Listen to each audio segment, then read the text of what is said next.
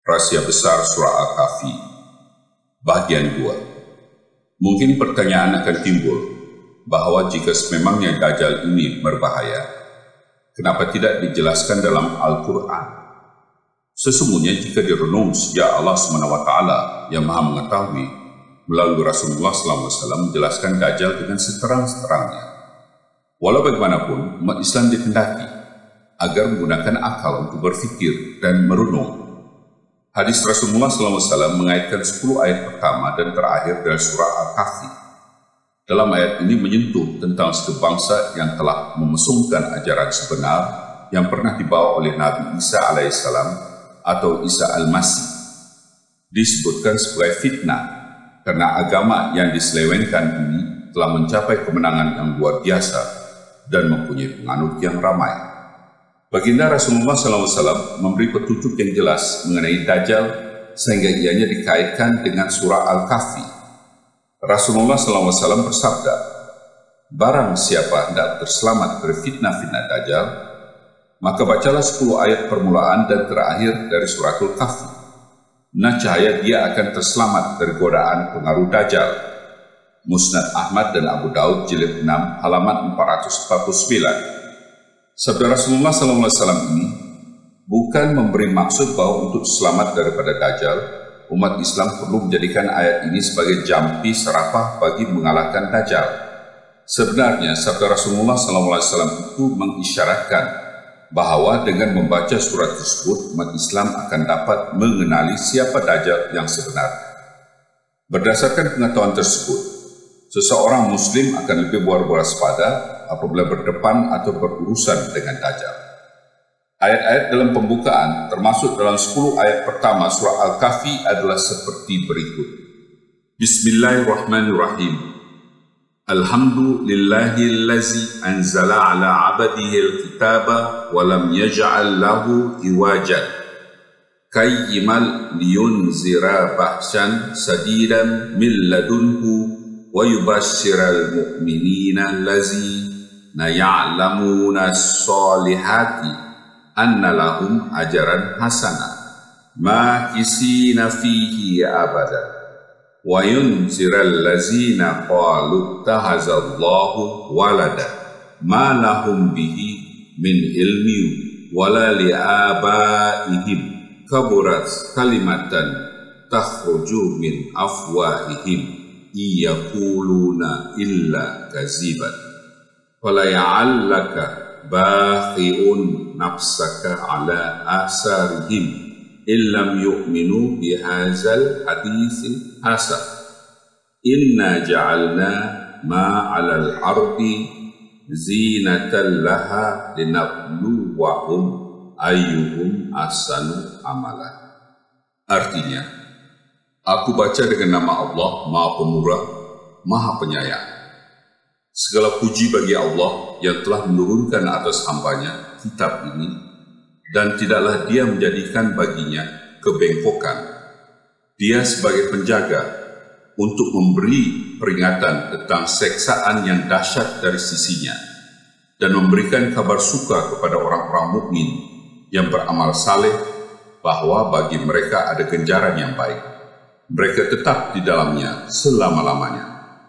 Dan supaya memperingatkan orang-orang yang mengatakan Allah telah mengambil seorang anak lelaki, tidak ada bagi mereka ilmu mengenainya, dan tidak pula bagi bapak-bapak mereka. Alangkah besar bahaya perkataan yang keluar dari mulut mereka. Mereka tidak mengucapkan selain dusta, maka sangat mungkin engkau akan membinasakan dirimu, karena sangat sedih sesudah mereka berpaling jika mereka tidak beriman kepada keterangan ini. Sesungguhnya kami telah menjadikan yang ada di bumi perhiasan baginya, supaya kami menguji mereka, siapakah di antara mereka yang terbaik amalnya. Surah Al-Kahfi ayat 2 hingga 8. Jelaslah bangsa yang mempercayai Tuhan memiliki anak lelaki adalah Dajjal. Majoriti bangsa barat menganut agama Kristen, yang mana intipati akidah agama Kristen adalah mengamalkan fahaman bahwa Isa al-Masih adalah anak Allah dan masih hidup di langit hingga hari ini, dan akan turun ke bumi apabila tiba masanya untuk menyelamatkan umat manusia. Isa Al-Masih sememangnya seorang lelaki. Inilah yang dimaksudkan Tuhan memiliki anak lelaki. Dari sudut Al-Quran amat jelas bahwa bangsa Barat yang majoritinya menganut pahaman agama Kristian inilah yang dimaksudkan oleh Rasulullah SAW sebagai Dajjal. Rasulullah SAW juga pernah bersabda, tidak ada fitnah yang lebih besar daripada fitnah Dajjal sejak terciptanya Adam hingga hari kiamat. Fitnah ini sememangnya luar biasa besarnya, karena seorang manusia yang lemah dikatakan sebagai anak Allah dan kekal hidup seperti Allah hingga hari ini, tanpa makan dan minum. Allah Subhanahu wa Ta'ala dengan jelas mencemooh ajaran tersebut, seperti firman-Nya, takadus samawatu yatakafattarna minhu wa tansakul ardo wa tahirrul jibalu hadda an da'au lirrahmani walada. Hampir-hampir seluruh langit pecah oleh karenanya, dan bumi terbelah, dan gunung-gunung runtuh berkeping-keping, kerana mereka mengaku bagi Yang Maha Pemurah mempunyai anak laki-laki. Surah Maryam ayat 91 hingga 92. Di dalam Al-Quran digambarkan bahwa Isa Al-Masih hanyalah manusia biasa yang memerlukan oksigen untuk bernapas serta makan dan minum. Tidak ada nas dari Al-Quran ataupun kitab Injil bahwa Isa Al-Masih mempunyai kelebihan lebih istimewa berbanding dengan Rasulullah SAW, sehingga hari ini masih hidup di langit, sedangkan Rasulullah SAW telah pun diwafatkan oleh Allah Subhanahu wa Ta'ala. Isa Al-Masih tidak pernah menyampaikan ajaran seperti yang diamalkan oleh umat Kristian pada hari ini. Dan penafian Isa Al-Masih dijelaskan dalam ayat di bawah ini. Wa isqallahu ya Isa ibnu Maryam a anta qulta linnasi takhizuni wa ummiya ilahaini min dunillah qala subhanaka ma yakunu li an aqula ma laysa li bihaq in kuntu qultuhu faqad alimta ta'lamu ma fi nafsi wa la a'lamu ma fi nafsi innaka anta allamul ghuyub ma qultu lahum ila ma amartani bihi ani'budullaha rabbi wa rabbakum wa kuntu alaihim syahidam ma dumtu fihim falamma tawaffaitani kunta antar raqiba alaihim wa anta ala kulli syai'in syahid.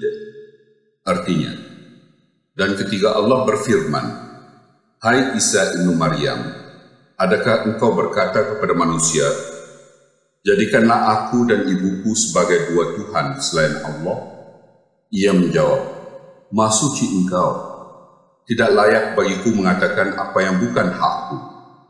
Sekiranya aku telah mengatakannya, tentu engkau mengetahuinya. Engkau mengetahui apa yang ada dalam diriku, dan aku tidak mengetahui apa yang ada dalam diri engkau.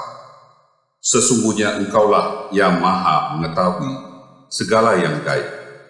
Tidak pernah aku mengatakan kepada mereka, selain apa yang telah engkau perintahkan kepadaku, yaitu beribadahlah kepada Allah Tuhanku dan Tuhanmu, dan aku menjadi saksi atas mereka selama aku berada di antara mereka.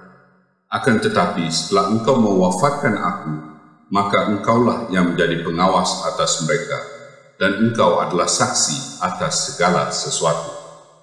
Dalam ayat tersebut di atas, Surah Al-Maidah ayat 117 hingga 118, Isa Al-Masih menafikan tentang ajaran Kristen seperti mana hari ini.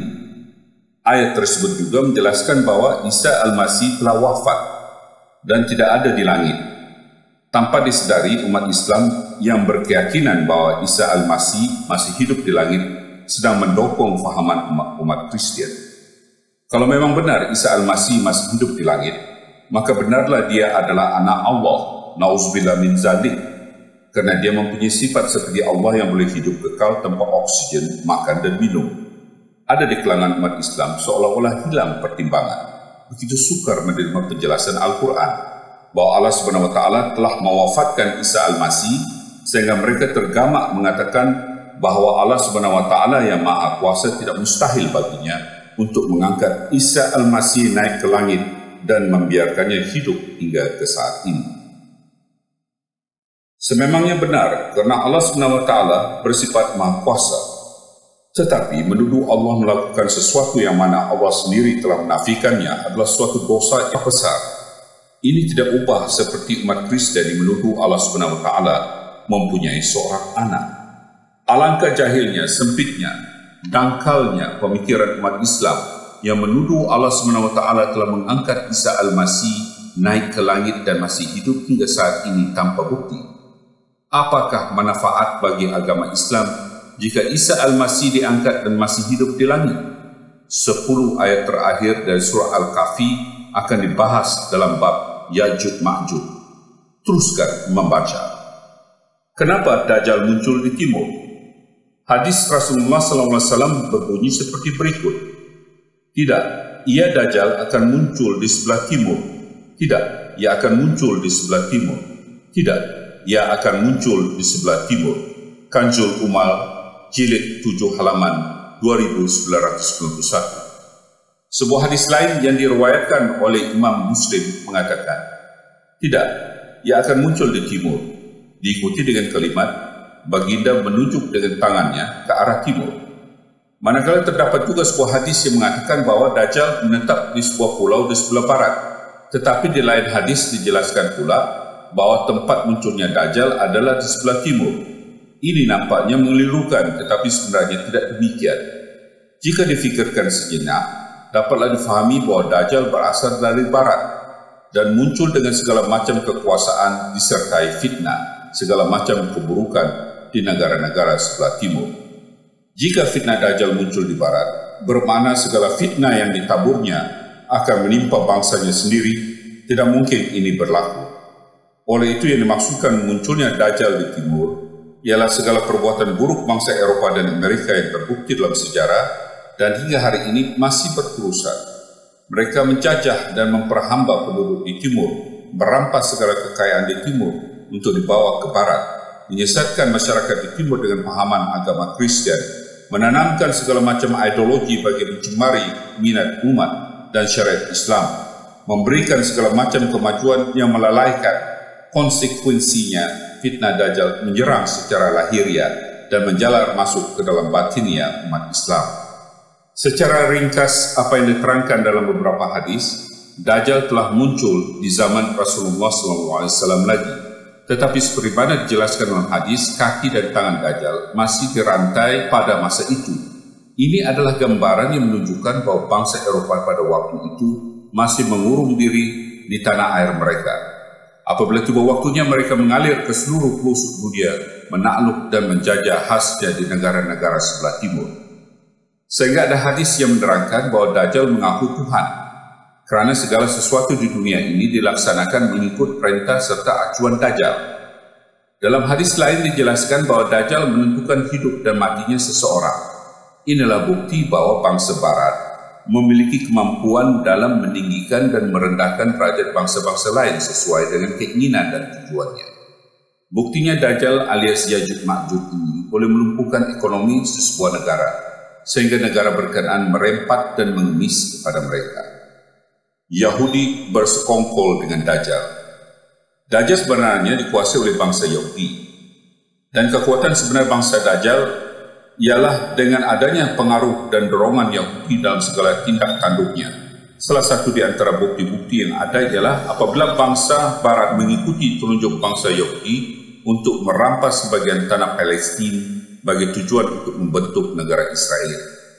Malahan biasa didengar bahwa sesiapa saja hendak menjadi presiden Amerika, calon presiden tersebut dalam mengikut telunjuk bangsa Yahudi. Apakah sebabnya? Jawabannya tidak sukar dicari. Bangsa Yahudi ini mempunyai banyak uang, sehingga ekonomi sebuah negara barat dikuasai oleh bangsa Yahudi. Institusi bangsa di negara barat kebanyakannya dikuasai oleh bangsa Yahudi. orang-orang bijak pandai dalam berbagai bidang profesional, dan ahli-ahli perniagaan ramai yang terdiri daripada bangsa Yahudi. Rasulullah SAW pernah bersabda berhubung dengan kerjasama di antara Yahudi dan Dajjal seperti berikut. Dajjal, musuh Allah, akan muncul dan akan disertai oleh bala tentera yang terdiri dari kaum Yahudi. Kebanyakan orang yang mengikut Dajjal adalah kaum Yahudi. Dajjal akan disertai oleh 70.000 orang Yahudi. Walau bagaimanapun, tidak ada bukti sama ada daripada hadis Rasulullah SAW ataupun daripada Al-Quran yang menunjukkan bahawa Dajjal adalah bangsa Yahudi. Kerana bangsa ini masih yakin dengan ketauhidan Allah SWT, tetapi mereka menolak Isa Al-Masih sebagai utusan Tuhan kepada mereka. Sebaliknya, amat jelas bahawa Dajjal adalah bangsa yang menganut pahaman agama Kristian seperti hari ini. Berhubung dengan sabda Rasulullah SAW tentang kerjasama yang wujud di antara Dajjal dan Yahudi, amat menarik untuk diperhatikan angka 70.000. Dalam bahasa Arab, angka 7 atau 70 melambangkan bilangan yang amat banyak atau ramai. Dapatlah disimpulkan bahawa di antara bangsa Yahudi dan Dajjal terjalin secara total hubungan yang amat erat. Nubuatan-nubuatan yang terkandung dalam sabda-sabda suci Rasulullah SAW sudah terbukti kebenarannya.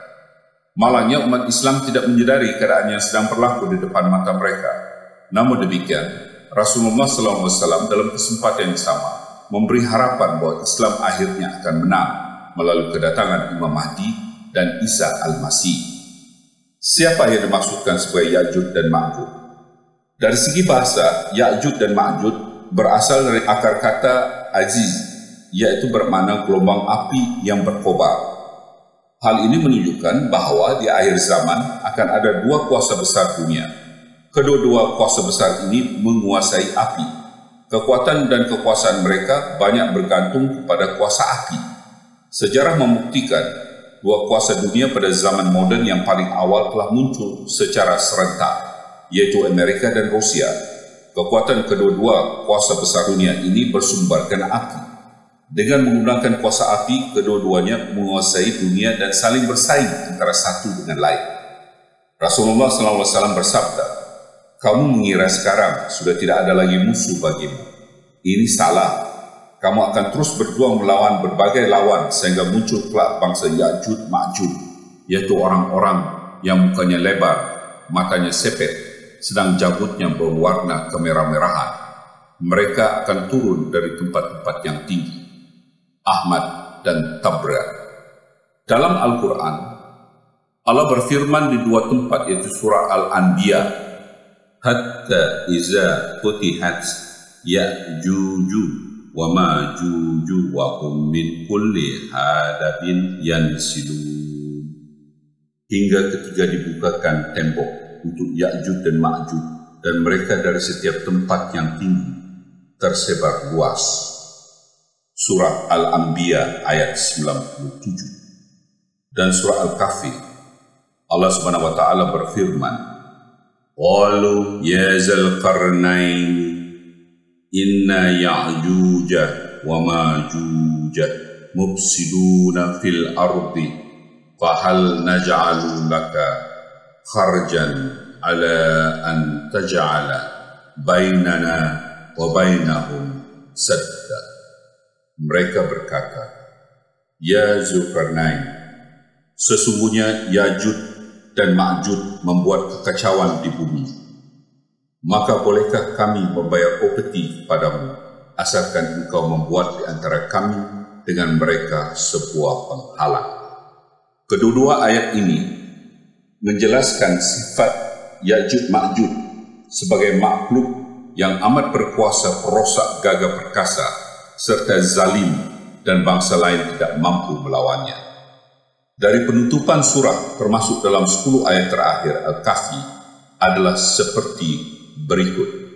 "Wa aradna jahannama yawma izil lil kafirina arda lillazina kanat a'yunuhum ya'qiz gita'in an zikri wa kanu la yastati'una sam'a afaghasibal lazina kafaru ayyatakhizu ibadi min duni awliya'a inna a'tadna jahannama lil kafirina nuzulan qul hal nunubat hukum bil akhsarina a'mala allazina dalla sa'yuhum fil hayati dunya wa hum yahsabuna annahum yuhsinuna sun'a ulaika allazina kafaru bi ayati rabbihim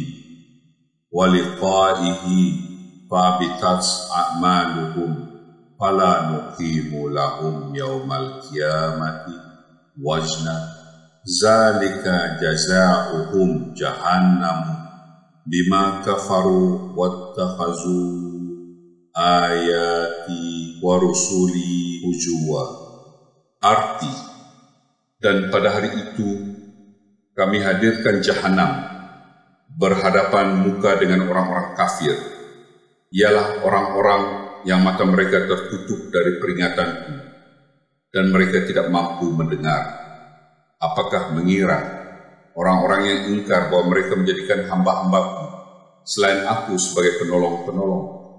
Sesungguhnya kami sediakan jahanam bagi orang-orang kafir sebagai tempat tinggal.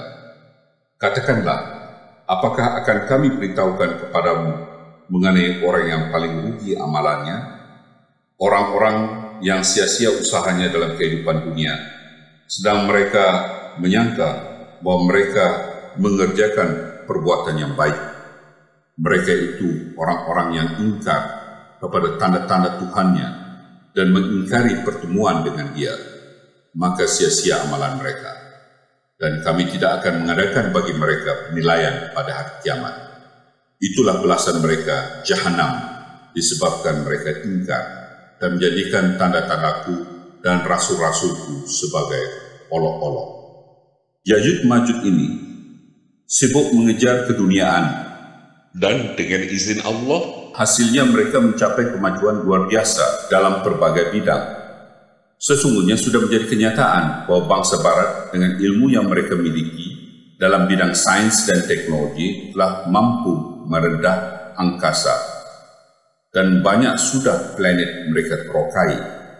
Pesawat terbang dari sekecil-kecilnya hingga sebesar-besarnya merupakan alat perantaraan untuk mereka bergerak pantas. Dengan pesawat terbang juga mereka menguasai senjata canggih dengan serangan tidak dapat ditandingi dari tempat yang amat tinggi. Semuanya ini dihasilkan dengan bantuan kuasa api. Seperti dalam surah Anbiya, ketika Ya'juj Ma'juj dilepaskan dan mereka akan datang menyerbu dari setiap ketinggian.